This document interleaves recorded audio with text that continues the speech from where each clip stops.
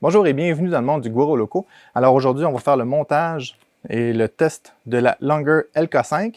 La Longer LK5, c'est une imprimante qui a 300 par 300 par 400, donc c'est quand même un bon volume. Ensuite de ça, elle a un écran de 4.3 pouces couleur. Elle a une carte 32 bits qu'on va regarder. Elle fonctionne sur le 24 volts. Ensuite de ça, elle a des renforts pour le Z. Vous savez, on va le voir là, en mode triangle un petit peu. Là. Et puis, quelques trucs de même qu'on va voir, là, des drivers silencieux TMC 2208 pour le X, Y et Z. Ça ne le dit pas au niveau de l'extrudeur. Et puis, il y a moyen d'installer facilement un BL Touch. Donc, j'ai essayé pas mal toutes les autres Longer, presque toutes. En passant, Longer, AlphaWise, Longa, c'est le fabricant pour la plupart des imprimantes qu'AlphaWise revendent. Donc, je ne sais pas comment AlphaWise la nomme elle, mais c'est la Longer LK5 et elle vient tout juste de sortir. La LK5 Pro. Pro, exactement. Donc, c'est ça. Donc, on va faire le montage, puis on va regarder qu'est-ce qu'elle a dans le ventre et quel genre d'imprimante que ça va, que c'est. Puis, je vais l'essayer pendant 2 semaines. Puis là, vous allez voir, j'ai un pansement sur le doigt. Puis à chaque fois que je vois un YouTuber faire une vidéo, puis qu'il y a un pansement sur le doigt, je me pose la question, qu'est-ce qui s'est passé à son doigt? Puis les YouTubers le disent jamais. Alors je vous le dis, c'est qu'en travaillant avec ma spatule Buildtac que j'ai aiguisée, j'ai tenu mon bed comme ça, j'ai poussé sur ma pièce comme ça, la pièce a décollé soudainement, puis je me suis planté la spatule dans le doigt et ça l'a fait une coupure incroyablement profonde avec énormément de sang. Donc j'ai laissé des traces de sang d'en bas jusqu'en haut. Puis, il a fallu que je me mette des points de rapprochement, puis tout ça. Mais ça va bien guérir, ne vous inquiétez pas. Donc, maintenant, tout le long de la vidéo, vous ne vous poserez pas la question qu'est-ce qui est arrivé à mon doigt, parce que moi, ça me déconcentre lorsque j'écoute un YouTuber qui a un pansement après un doigt, puis je me dis qu'est-ce qui s'est passé. Donc, ceci étant dit, on va l'ouvrir, on va regarder ce qu'elle a dedans. Donc, j'ai oublié mon couteau. C'est peut-être une bonne chose de le mettre un peu loin. Donc, on va l'ouvrir, puis on va faire attention à nos doigts. Alors, un faume rouge. C'est frappant, hein?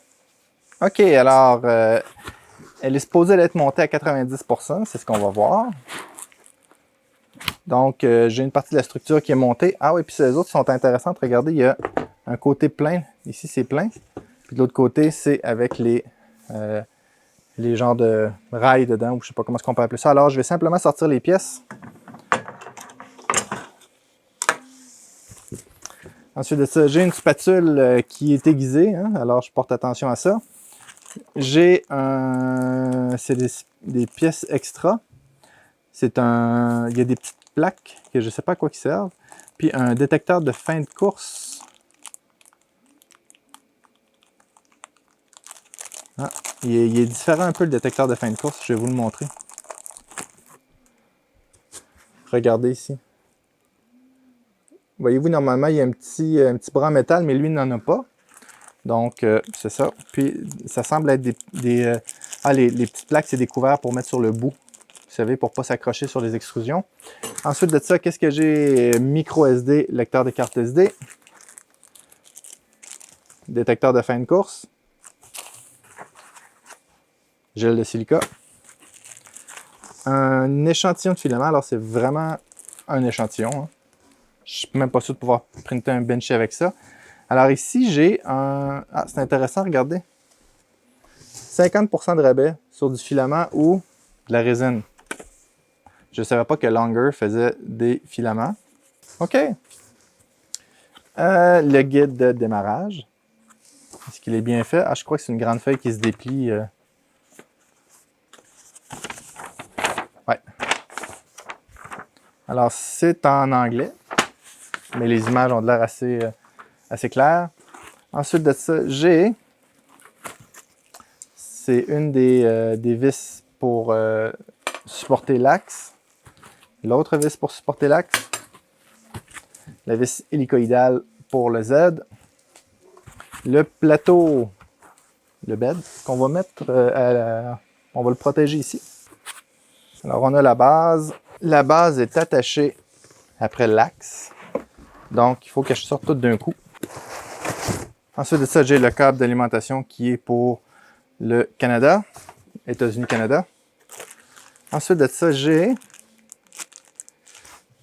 Je ne sais pas c'est quoi, peut-être pour le support de filament? Non. Ah, c'est le support pour la tension probablement du bed. Il y a l'air d'avoir des choses en dessous de ça, mais oui. L'écran. Support de filament. Moteur des Z, ou du Z plutôt. Alors ça, c'est un support pour la vis hélicoïdale arrière. Une petite clé. Des petits clips pour le bed. Des attaches plastiques. Des petits outils.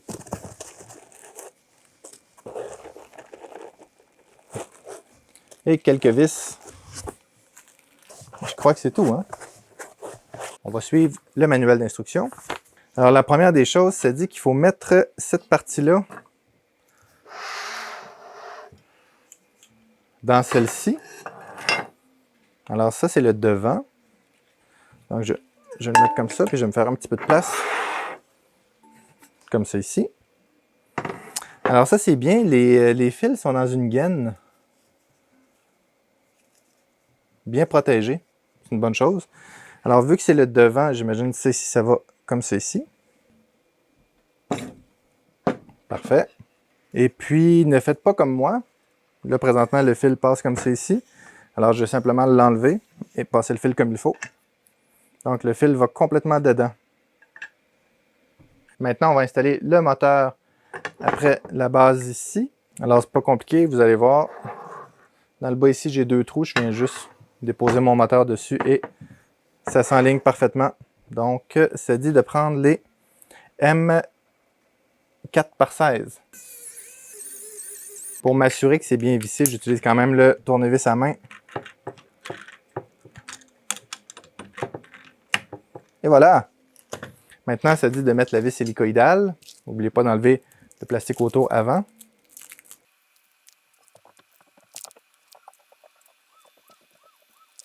OK. Avis au manufacturier. S'il vous plaît, arrêtez d'enrouler ça dans du cellophane comme si votre vie en dépendait.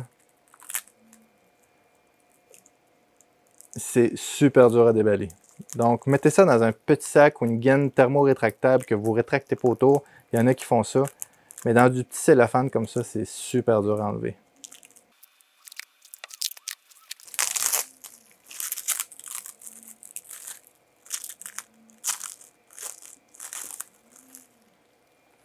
Il y en a même 2 épaisseurs. On dirait qu'il n'y en a pas assez mis de première fois. Il a fallu qu'ils en remettent une deuxième fois. Bon. Elle est un peu graissée, ce qui est bien. Alors, je vais la mettre ici en haut. Puis tout ce qu'on a à faire, c'est entrer ça ici. Je vais vous montrer sur la petite caméra. Alors, vous avez juste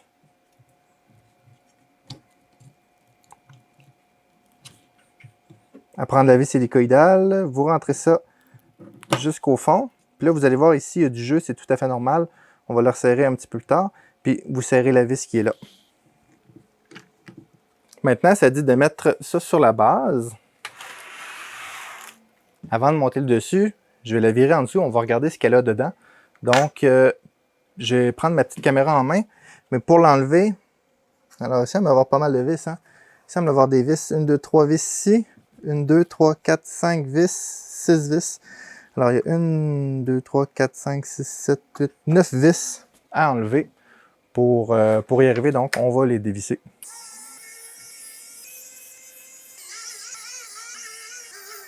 Alors, les vis sont enlevées et voilà. Donc, je vais mettre ça ici sur le côté. Je vais prendre ma caméra en main. On va regarder ce qu'il y a là-dedans. Alors, LG, on va essayer de faire le focus, sinon sur le fil. LG Kit V1. Alors ici, qu'est-ce qu'on a ici? Auxiliaire, ça doit être... bonne question. Ça va être mon écran. Ensuite de ça, ici, ça doit être pour peut-être un BL Touch. Des 11 grandes 24 volts. 24 volts, OK. Et 5 volts. Alors ici, si vous mettez un BL Touch, trompez-vous pas, parce que vous allez le griller avec du 24 volts. Ici, on a les thermistors de température. On a les end-stop ici. Alors, on a une grosse cote de fil ici. Au niveau des drivers, alors ça semble être des TMC 2208. Et ça ressemble à un 4988.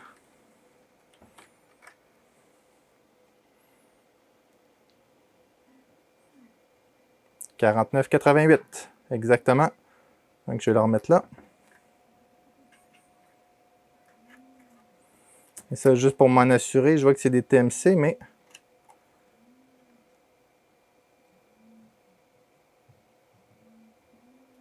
« 2208. »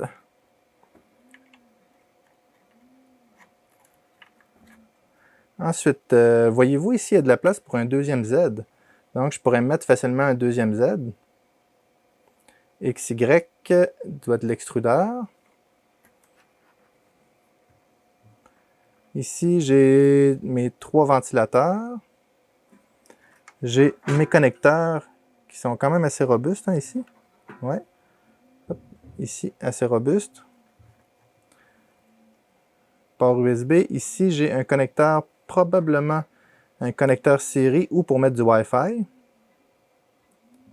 Dissipateur de chaleur sur la carte SD. OK, c'est intéressant. Puis le processeur, c'est un... J'ai tassé les fils, ça va aller mieux.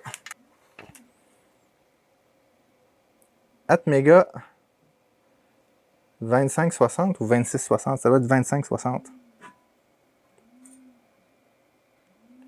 Oui, Atmega 2560. 32 bits. Avec un cristal. J'arrive-tu à faire le focus sur le cristal? Ah, 16. Ici, c'est pour probablement le port USB.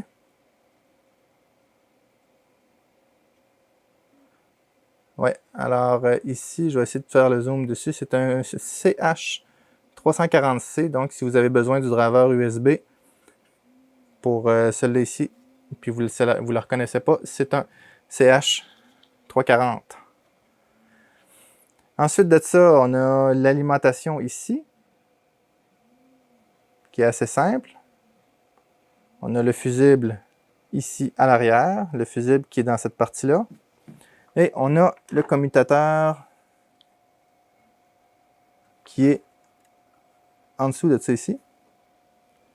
Donc, je vais l'enlever.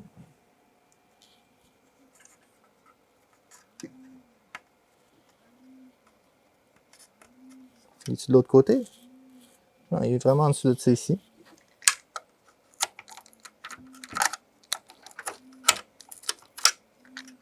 Donc on voit le commutateur ici, que j'arrive pas à voir, il est sur 230. On va le mettre sur 110 volts. Est-ce qu'on arrive à le voir? Pas facile, hein?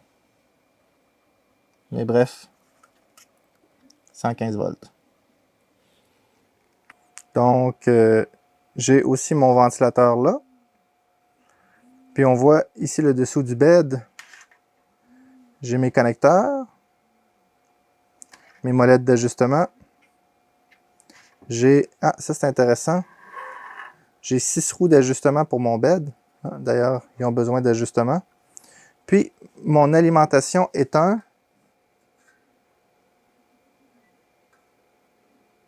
360 watts, 24 volts. Et c'est pas mal ça. Je vais remonter le couvert, puis ensuite on va continuer l'installation. En passant, c'est pas une bonne idée d'ajuster le bed tandis qu'elle est à l'envers comme ça, parce qu'il y a du poids dessus. Puis, je parle des roulettes ici pour le bed, là. Je vais attendre qu'elle soit dans sa vraie position sur ses pattes. Donc, on va remettre les fils en place. Donc, ensuite de ça, une fois que c'est installé, ça dit de mettre ça ici.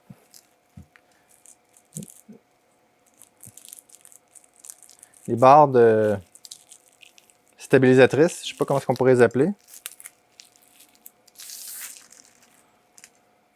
Alors, on voit ici que le bout est ajustable. Les deux bouts sont ajustables. Mais peu importe comment vous allez les ajuster, il y a une façon facile de les installer sans avoir à mesurer, parce que j'en ai vu qui les installaient comme ça, puis là, ils prenaient leurs mesures pour ça, mais j'ai vu une autre technique d'installation pas mal plus intéressante et pas mal plus rapide, vous allez voir. Donc, ça prend les M4x8. Donc, installez le haut en premier.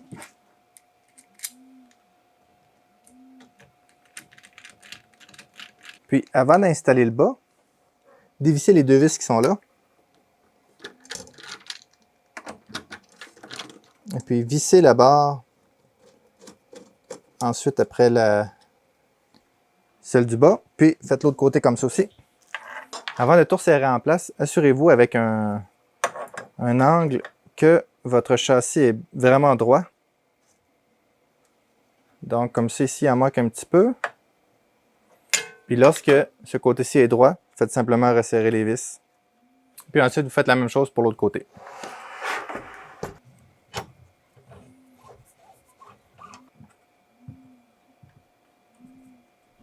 Donc, une fois que c'est fait, vous pouvez maintenant serrer les vis complètement. Alors, il ne faut pas qu'il y ait trop de jeu au début, là, mais juste un petit tour. Puis, vous pouvez resserrer aussi. Il y a des petits tarots ici.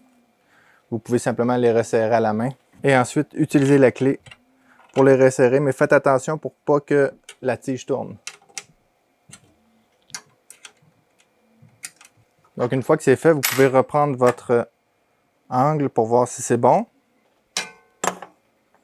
Je sais qu'il y en a qui vont penser qu'on a juste à tourner ces vis-là pour qu'ils se rapprochent, qu'ils s'éloignent, parce qu'il y a des systèmes de tensionneurs qui fonctionnent de même, mais ce n'est pas des vis inverses. C'est-à-dire, si je tourne la tige va simplement descendre ou monter sur les filets, vu que les filets sont dans le même sens. Donc, c'est pas des vis inversées qui me permettent de tendre ou d'étendre. Ça serait vraiment l'idéal, mais peut-être que je pourrais me faire des vis pour ça. Autrement dit, si je vois qu'elle n'est pas en angle, j'aurais juste à tourner ces tiges-là, mais bon. Ce n'est pas ça pour l'instant. Maintenant, il y a de quoi d'important. On va installer le support pour l'axe des Z parce que vous allez voir, l'axe des Z vient avec un certain jeu dedans et c'est voulu.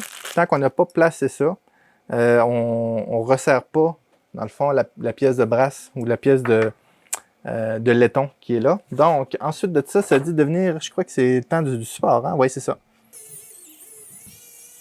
Vous allez voir qu'une fois installé, le haut a quand même du jeu. C'est voulu, il faut que cette tige-là puisse bouger. Je recommence.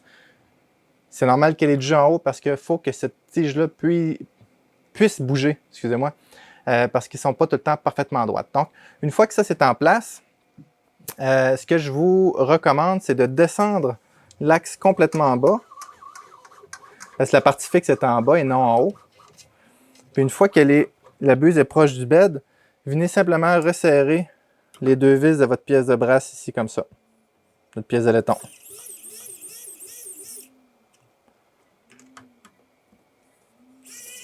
Et faites le test de monter le tout jusqu'en haut.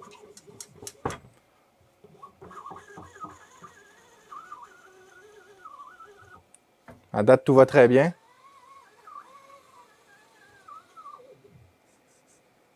Parfait. Maintenant, ici, les roues à l'arrière, ceux-ci, ils n'ont pas de jeu, mais ceux-là, oui. Donc, je vais resserrer ma roue excentrique ici. Alors, il faut juste les accoter. Il ne faut pas trop les serrer.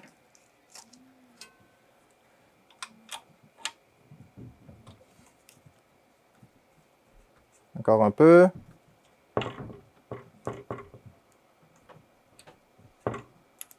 Parfait. Alors, ça prend juste une bonne friction. Il faut que je sois capable de les tourner, mais en forçant un petit peu. Parfait. Est-ce que ça... Ouais, voyez-vous, alors mon axe se déplace super bien. Donc, ceci étant fait, je vais regarder celle-là ici. Celle-là ici, c'est bon. Puis, il reste mon bed, voyez-vous? Mon bed a du jeu dedans. J'ai entendu des gens dire « Ah, c'est de la mauvaise qualité, le bed est lousse. » Au contraire, j'aime mieux que mon bed arrive lousse, avec du jeu dedans, que trop serré avec des points durs dedans. Donc, mes roues excentriques sont ici, donc je les mène à l'avant, c'est plus facile. Et puis, ici en dessous, je commence par celle d'en avant. Dans le fond, je compare avec l'autre de l'autre côté pour voir si je suis capable de les... s'il y a une friction quand je les tourne. Parfait, peut-être un peu moins. OK, et de 1. Maintenant, celle du milieu. Et voilà. Et la troisième. Celle du fond complètement. Et voilà. Alors, mon bed se promène librement et j'ai aucun jeu dedans. Parfait! Maintenant, ça dit d'installer l'écran à l'avant.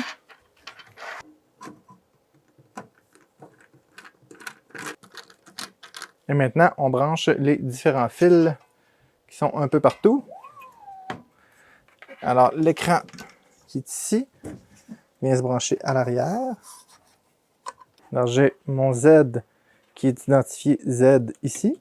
Ici, j'ai un autre fil qui est identifié Z aussi. Donc, ça doit être mon détecteur de fin de course que je n'ai pas encore installé ici. Ensuite de ça, j'ai un fil détecteur de filament, deux connecteurs.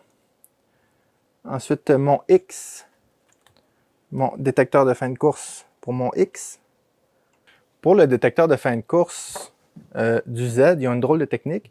Dans le fond, je descends ma buse jusqu'à ce qu'elle soit près du bed. Et puis, je viens l'installer jusqu'à ce que j'entende clic. Puis ensuite, je l'ajuste avec les molettes.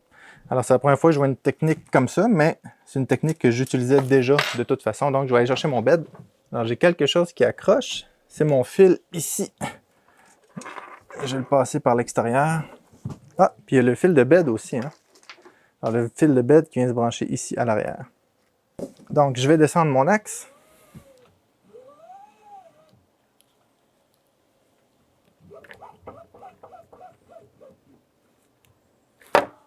Alors, j'ai mis ma buse à peu près à... Ce que je vais faire, je vais descendre mon bed le plus loin possible. Puis, je vais mettre mon bed, ma buse à peu près 3-4 mm. Et je vais venir installer mon détecteur de fin de course que j'ai sorti à l'instant. Alors, il faut que j'enlève mon connecteur, évidemment, parce que je ne serais pas capable de visser. Et puis, dans le fond, je le remonte jusqu'à ce que j'entende clic.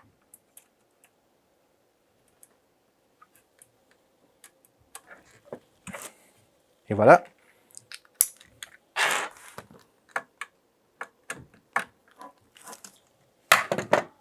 Et je viens brancher. Donc, ensuite de ça, je vais mettre les petits clips pour tenir le bed.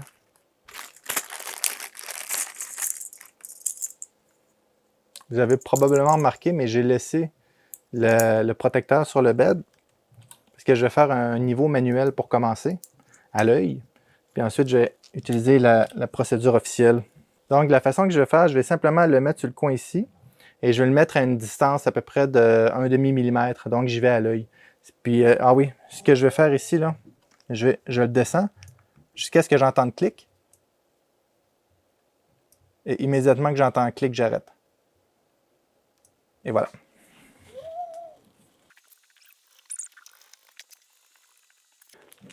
Ça ne parle pas de cette partie-ci. Alors, c'est un support de câble pour mon bed. Voyez-vous ici? Et puis, il doit s'installer en dessous du bed. Est-ce qu'on le voit quelque part? Bon, alors, il va dans la partie du bas. Oui, exactement. Il va en dessous du ressort ici. Je ne sais pas si vous voyez bien, là. Entre la base de métal et le ressort. Puis, je vais maintenant remettre ma molette.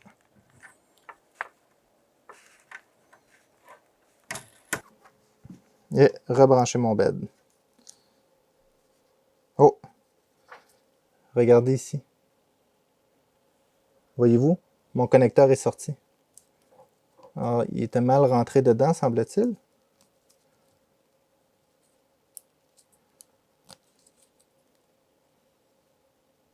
Alors, assurez-vous que tous les connecteurs sont bien en place. Puis, on vient attacher le tout avec un attache plastique.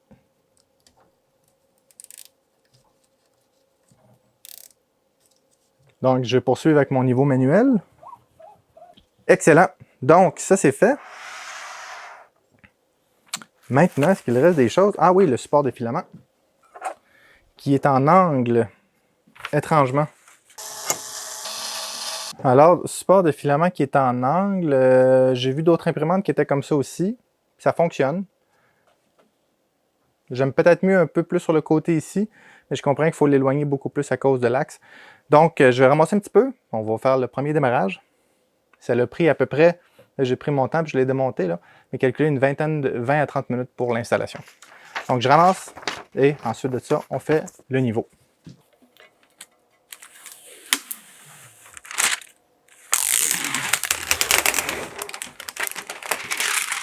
Et on allume ça. Et je vais me mettre de l'autre côté pour voir en même temps.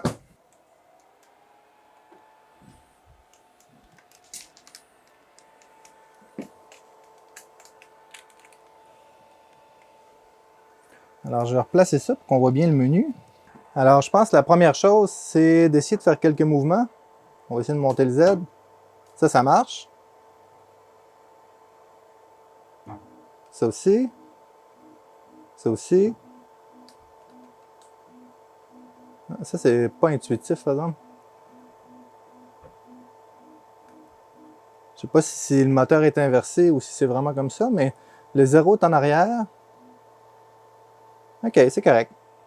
Puis, ça, c'est l'extrudeur, mais l'extrudeur ne devrait pas marcher parce qu'il est froid. Donc, on va faire un home.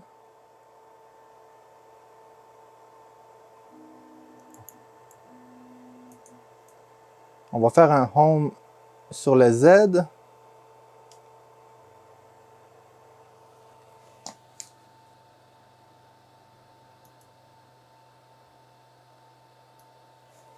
Parfait. Maintenant, on va aller ici pour le nivellement.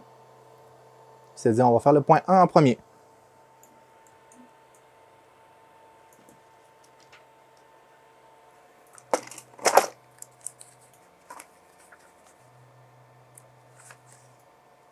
Donc, je vais prendre une feuille de papier. Je vais aller en arrière pour ça.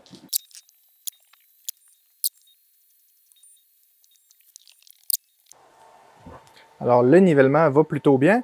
Maintenant, on va retourner à l'arrière ici. Parfait. On va aller dans... Qu'est-ce qu'il y a comme option?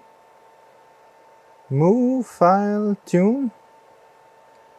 OK, je peux changer la température du bed par ici. OK, il faut que je monte comme ça. Alors, je vais le mettre à 210. Et le bed, je vais le mettre à 60. Comme ça ici. Qu'est-ce que je peux changer d'autre? Les ventilateurs fonctionnent.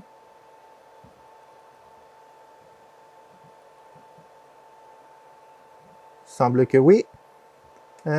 Feed rate, ça c'est correct. Nozzle flow rate, ça c'est correct. Puis c'est ça. Donc, en attendant qu'il chauffe, je vais préparer du filament. Quelle couleur de filament on va prendre? Je vais prendre ce filament jaune-là qui est en arrière ici. Donc, pour le mettre, c'est très simple. Il est un peu en angle, mais on va voir avec le temps si... Alors, l'extrudeur, on va le voir tout à l'heure, est en plastique. Alors, j'ai du filament noir qui sort. Ça veut dire que la tête a été testée. Et il y avait une carte SD ici. C'est une... Hop là. C'est une micro SD. Et la micro SD vient ici à l'arrière. Alors, l'interrupteur est de ce côté-là, la micro SD est ici. C'est correct, je veux dire, c'est... J'aime mieux quand c'est à l'avant, mais c'est un caprice. Donc, si je viens voir dans Fichier, alors il y a différents tests. Whistle, Vase, Cube, Boat, 4010 Fan Duct. On va essayer le vase. Open. Yes. Alors, la buse 210, la tête à 50. Le print devrait démarrer bientôt. Je garde le doigt sur le bouton. D'un coup que je viendrai marquer mon bed.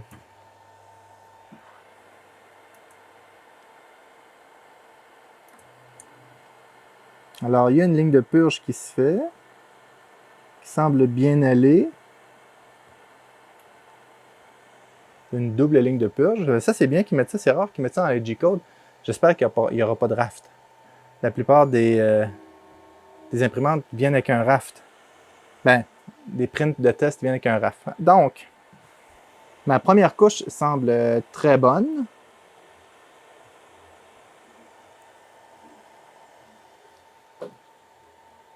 Je vais approcher la caméra. On va regarder ça aller. Puis, ce que je vais faire, je vais l'essayer pendant à peu près 2 semaines. Puis, on va voir après si c'est une bonne imprimante ou non. Et il n'y a pas de raft. Donc, je vais zoomer un petit peu dessus. Je vais la laisser filmer un peu. Puis, je vous reviens avec plusieurs prints.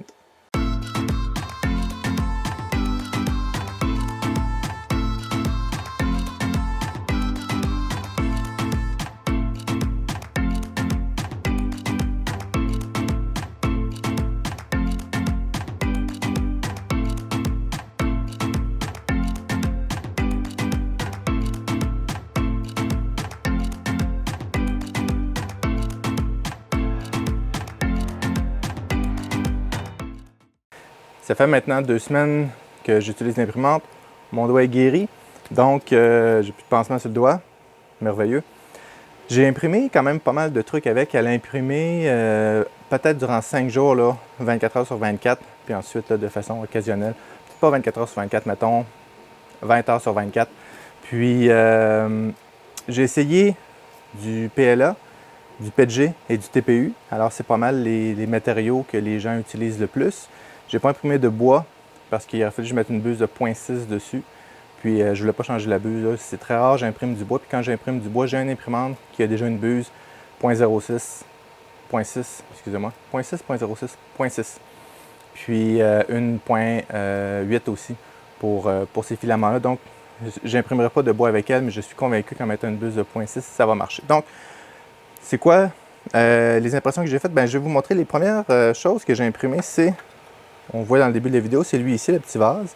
Alors, c'était marqué vase, mais il n'est pas en mode vase du tout. Donc, il n'est pas en mode spiralisé, là. Il est en mode couche par couche. Mais le résultat est quand même intéressant. Ensuite de ça, j'ai imprimé un petit cube de 20 par 20. Puis les dimensions sont quand même exactes. Hein? J'étais à 20.01, 20.03 à peu près. C'est en hauteur. Ma première couche a écrasé. J'étais à 19.8 à peu près. Donc, mais ça, c'est pas grand-chose à ajuster. J'ai imprimé le fameux Benchy, qui lui aussi sort bien. Pas beaucoup de ghosting. L'overhang est très très bon. On le voit dans la petite cabine, là. C'est très propre. Très beau print. Un petit peu de ghosting. On le voit à l'avant. Je ne sais pas si on va arriver, la caméra va le rapporter, là. Mais il y a un petit peu de ghosting où le y a en avant. Très peu. Puis pour le reste, là, la qualité est très très bonne. Le petit trou à l'arrière est bien formé aussi. Donc c'est quand même une belle impression. Puis j'ai imprimé aussi Darth Vader ici, le buste complet. Alors il s'imprime en 2 morceaux. Je vais le rapprocher pour qu'on puisse voir de près. Alors la qualité est excellente, là. J'ai imprimé ça avec du Hello 3D. Puis dans le fond, le buste est imprimé comme ça ici. Puis j'ai pris les supports. Parce que les supports aussi ont super bien imprimé. C'est le genre de support qui aurait pu mal virer. Mais non, ça l'a très très bien été. Donc c'est ça, je l'ai imprimé à 210 pour le Hello 3D. Pour le PLA normal, j'imprime du PLA, du jaune pastel de chez 3D Printing Canada, le même que j'utilisais au début. Je l'ai réutilisé parce que j'ai imprimé, il y a un petit sifflet imprimé, c'est avec une bille dedans. Et la bille est imprimée à l'intérieur du sifflet. Puis hier, on a eu des enfants en visite, puis ils étaient intéressés par le sifflet. Donc, j'en imprime un autre présentement. C'est pour ça que je ne peux pas vous le présenter maintenant, mais il y a un sifflet dans les démos qui imprime super bien. Ensuite de ça, j'ai imprimé du PETG. Alors, qu'est-ce que j'ai imprimé en premier en PETG? C'est le Benchy. Alors, celui-ci est en PETG. Il est bien réussi. C'est du PETG recyclé de chez Nefilatech. J'ai eu un peu de misère à trouver les bons paramètres, mais c'était pas à cause d'imprimante, c'est à cause du filament. J'étais habitué d'imprimer le PETG à 245. Lui, il fallait que j'imprime à 210. Donc, le PETG normal s'imprime bien aussi dessus. J'en ai imprimé un peu. Je crois que je ne les ai pas ici. J'ai imprimé des Benchy, puis j'ai juste gardé lui. Parce que je voulais faire le test pour voir si c'était l'imprimante qui avait de la misère avec le PETG ou avec le filament de Nefilatech, mais en fin de compte, c'était juste mes paramètres. Le filament va très bien. Puis, elle imprime bien le PETG aussi. J'ai imprimé ça aussi en PETG. Alors, c'est 3 écrous. Évidemment, ce n'est pas des vrais écrous. Puis, c'est marqué, c'est quoi qui est http://youtube.com/leguaroloco. J'ai vu un porte-crayon qui était comme ça. Puis, les dimensions ne faisaient pas mon affaire, donc j'en ai simplement refait un dans Fusion 360 et c'est un porte-crayon. Donc, j'ai même fait les filets à l'intérieur. Puis, c'est tout en PETG. Alors, c'est tout imprimé d'une pièce PETG. Très bien réussi, là. Donc, ça imprime très bien le PETG. J'ai aussi imprimé ça ici. Alors, si vous vous demandez c'est quoi, c'est tout un kit là, que j'ai désigné. C'est pour mettre les fils dedans. Alors, j'ai différents fils, je fais juste les glisser là-dedans, puis ça les tient comme ça ici. Maintenant, au niveau du TPU, alors, je n'ai pas essayé le TPE, seulement du TPU. J'ai utilisé du TPU transparent. Vous voyez, flexible. Ça a été correct. J'ai eu un petit peu de la misère avec les vitesses.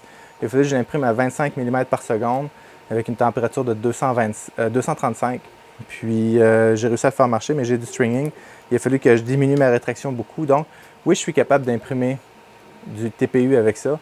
Cependant, si j'ai de multiples pièces, ça va faire du stringing, autrement dit des cheveux d'ange entre les pièces.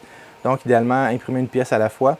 25 mm par seconde, c'est à 30 mm, j'avais des obstructions. Puis aussi, je ne pouvais pas dépasser là, à peu près 3 mm de rétraction. Donc, ça imprime du TPU. Ça, c'est le TPU que j'ai utilisé de chez 3D Printing. Mais c'est pas une bête à imprimer du TPU, par exemple, comme sur ma tête Emera, que je suis capable d'imprimer du TPU à 50-60 mm par seconde. Attendez-vous pas de faire ça avec ça. L'extrudeur fonctionne, mais c'est ça. Le TPE, j'aurais des craintes parce que le TPE est beaucoup plus flexible que le TPU, il est vraiment mou. Je ne crois pas que je serais capable de le faire malgré la qualité du PTFE qu'ils ont mis. C'est l'extrudeur ici qui a un petit jeu. Puis, c'est ça. Alors, on va le voir, sa photo. Il y a un petit jeu là, entre la roue d'entraînement et où je rentre le filament. Puis, c'est là le filament bourre à cet endroit-là. Ensuite de ça, ben, c'est pas mal. Ben, j'ai fait d'autres prints, mais ça, c'est les échantillons des prints que j'ai fait. Donc, mon évaluation sur cette imprimante-là, elle va bien. Sortie de la boîte comme ça, ou en anglais on dit out of the box, elle va quand même très très bien. Je ne sais pas jusqu'à quel point c'est ici, ça augmente la qualité, mais sur les longs prints, définitivement, ça va améliorer pour pas qu'il y ait de mouvement dans mon axe. Alors définitivement, ça aide. J'aurais peut-être mis un deuxième Z, mais j'ai pas vu que ça causait de problème. Les roues sont bien ajustées, la structure est stable, donc il faut juste s'assurer que ces roues sont bien ajustées. Je peux facilement ajouter le BL Touch dessus, ce que je n'ai pas fait parce que je voulais l'essayer stock. Mais il y a un petit bras qu'on peut facilement mettre ici. Puis dans le firmware, on peut, pas celui-ci, mais il faut mettre un autre firmware pour le BL Touch. Donc, quand même très très facile à mettre en place, le BL Touch. Elle est quand même silencieuse. Le seul ventilateur qui fait du bruit, c'est le ventilateur qui refroidit le boîtier en bas. Pas l'alimentation, mais vraiment l'espace où est la carte mère. Puis là, on pourrait le changer par un Noctura. Je sais que c'est pas tout le monde qui aime les Noctura parce qu'ils ont un déplacement d'air moins grand. Il y en a qui ne veulent pas les utiliser sur les têtes. Il y en a qui disent qu'il n'y a pas de problème. Il y en a qui disent que oui. Bon, je ne suis pas là pour régler le débat ce matin, mais après le boîtier, j'aurais pas de problème de mettre un Noctura ou un autre type de ventilateur. Donc, c'est la seule chose, mais les déplacements sont silencieux, les rétractions sont relativement silencieuses, elle est bien faite, les câbles sont bien attachés partout. C'est quand même une bonne imprimante. L'écran est facile à opérer, le menu est agréable. C'est le même écran que sur les autres pots, comme sur la LK4 Pro. Et puis, je ne sais pas si elle va sortir en AlphaWise. Là, elle sort en Longer, mais AlphaWise, des fois, reprendre le modèle, change un peu les couleurs et la ressort sous le nom AlphaWise. Mais c'est Longer qui les font. Donc, beau travail, Longer. C'est une imprimante que je qualifierais de très très correct. Si vous voulez imprimer une grande surface, surtout des pièces hautes, elle a certains avantages. Puis je crois qu'elle est quand même facilement modifiable. Donc, c'est ça, ça serait facile de se rajouter un deuxième Z en passant. Il y a la place sur la carte mère, tout est là, donc ça serait quand même facile. Est-ce que, bon là certains vont dire, oui, elle n'a pas de rail linéaire parce que ça devient de plus en plus à la mode. Est-ce que ce serait nécessaire de mettre des rails linéaires? Ça dépend à quelle vitesse vous imprimez. Si vous voulez imprimer très très rapidement, Alors, peut-être. Des fois, si vos roues sont en bon état, puis qu'elle est bien droite, on est capable d'avoir de la très très bonne qualité avec ça. Donc, je ne crois pas que c'est nécessaire pour ce type de machine-là. Si vous allez avec une Core XY qui est très rapide, peut-être que je commanderais une imprimante avec des rails linéaires justement pour pouvoir absorber les mouvements puis tout ça. Donc, beau travail Longer. J'aime beaucoup le plateau qui s'enlève aussi, la surface de verre. Je pourrais mettre facilement un Wham Bam dessus. Je pourrais changer le verre pour autre chose, mettre une feuille de PEX. C'est juste qu'il faut que je refasse mon nivellement. Puis si j'enlève mon verre, puis j'ai pas de nivellement automatique, alors je dois baisser ici mon détecteur de fin de course parce qu'il ne descendra pas assez bas. C'est la seule chose qui est un petit peu tannante. Fait que si vous avez l'intention de changer souvent la surface, mettez-vous un BL Touch ou un 3D Touch ou un Touch Me, peu importe. Un modèle qui fait votre affaire et qui convient à votre budget. Merci beaucoup aux supporters de la chaîne qui sont ceux-ci.